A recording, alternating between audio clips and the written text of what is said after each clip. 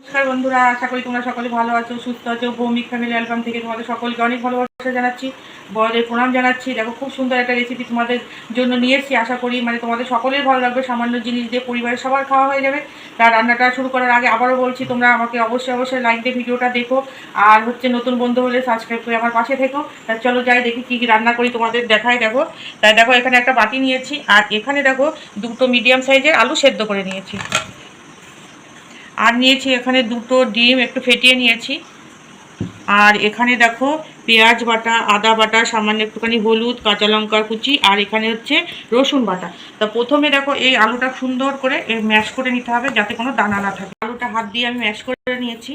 এবার এখানে যে মশলাগুলো আছে সব দিয়ে দেবো। এখানে পেঁয়াজ বাটা, আদা বাটা, রসুন বাটা, লঙ্কা কুচি আর হলুদ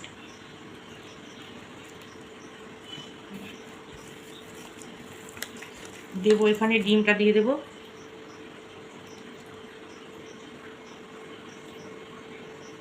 এখানে স্বাদ মতো নুন। এবার ভালো করে মিশিয়ে নেব। মিশানো হয়ে গেছে, এবার রান্নাঘরে চলে যাই। রান্নাঘরে চলে এসেছি। এখন আমি একটুখানি ধনেপাতা কুচি দিয়ে দিচ্ছি। তোমরা যদি পছন্দ না করো তো দেওয়ার দরকার নেই। আর এখন ধনেপাতার যা দাম, কিন্তু ধনেপাতা দিলে টেস্টটা দ্বিগুণ বেড়ে যায়, সেই জন্য একটু ধনেপাতা কুচি দিলাম।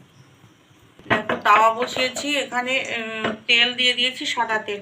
তাই এখন আমি এখানে বড়াগুলো ছেড়ে দেবো।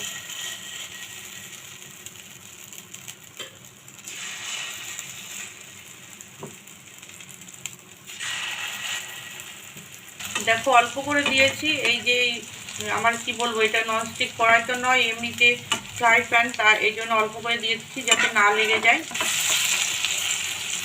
দেখো, দেখতে কিন্তু সুন্দর লাগছে। এবার আমি যে এরকম বড়া করেছি, তোমাদের এরকম করতে হবে এমন না। তোমরা যেরকম সাইজ বা যেরকমভাবে করতে চাও একই নিয়মে করবে। এটা কিন্তু বেশি ভাজবো না। দেখো, আমার এটা যে হয়ে গেছে, এবার এটা আমি নামিয়ে নেবো।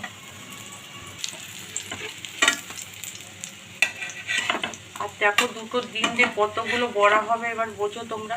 তাহলে আমি যে বললাম যে সবার পরিবারে খাওয়া হয়ে যাবে। দেখো, তা দেখো এইভাবে বাকিগুলো ভেজে নিচ্ছি। দেখো বন্ধুরা, কতগুলো ডিমের বড়া হয়ে গেছে। তোমাদের আমি এগুলো তুলে তারপরে দেখাচ্ছি। আমার এই রেসিপিটা যদি ভালো লাগে, সপ্তাহে অন্তত একদিন করো। এখন যা জিনিসের দাম, তা এইভাবে একদিন একটা রান্না করলেই পরিবারের সকলের খাওয়া হয়ে যাবে, আর সংসারে কিছুটা সাশ্রয়ও হবে। কত বড়া হয়েছে দেখেছো, মাত্র দুটো ডিম আর দুটো আলু দিয়ে, তাহলে হয়ে যাবে। এবার কড়াইতে আমি আবারও সাদা তেল দেব।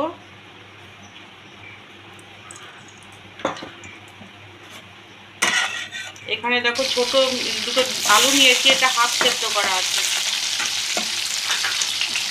এখানে একটুখানি নুন দেব,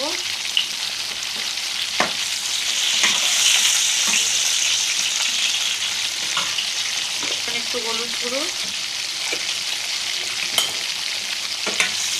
আলুটা ভালো করে ভেজে নেব। আলুটা তুলে দিচ্ছি। এই তেলে দেখো একটুখানি গোটা জিরে ফোড়ন দিলাম, পেঁয়াজ কুচি,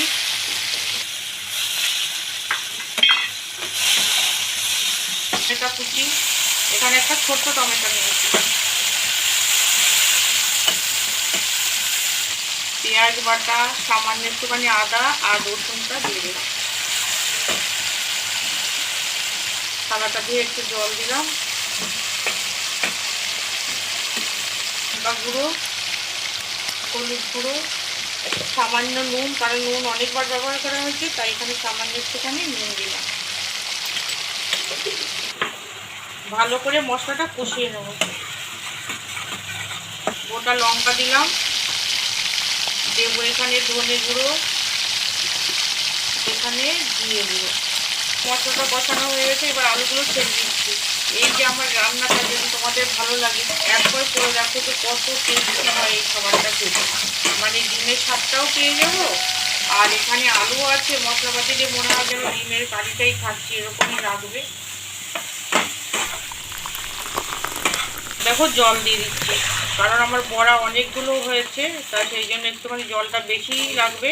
আর আলুটা তো হাফ সেদ্ধই আছে, জলটা ফুটুক। দেখো, আমার রান্নাটা অনেকটাই হয়ে গেছে। এবার বড়াগুলো এখানে ছেড়ে দেবো। আসলে অনেকগুলো বড়া হয়েছে, আর এই বড়ার মধ্যে যে রসটা আছে এটা তো টেনে নেবে, তা সেই জন্য এখনই দিয়ে দিতে হবে।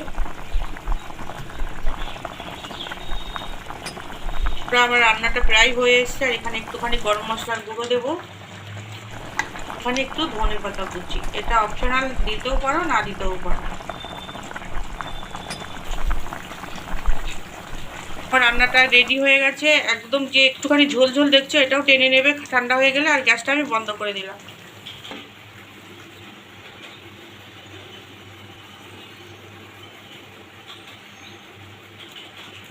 তোরা আমার রান্নাটা রেডি হয়ে গেছে। আশা করছি তোমাদের এই রেসিপিটা খুবই ভালো লেগেছে। ভালো লাগলে অবশ্যই অবশ্যই বাড়িতে করো। আর তোমরা এইভাবে আমার পাশে থেকো, সাথে থেকো। নতুন বন্ধু হলে অবশ্যই সাবস্ক্রাইব করে দেবে, লাইক দিতে ভুলো না। দেশে বিদেশে সমস্ত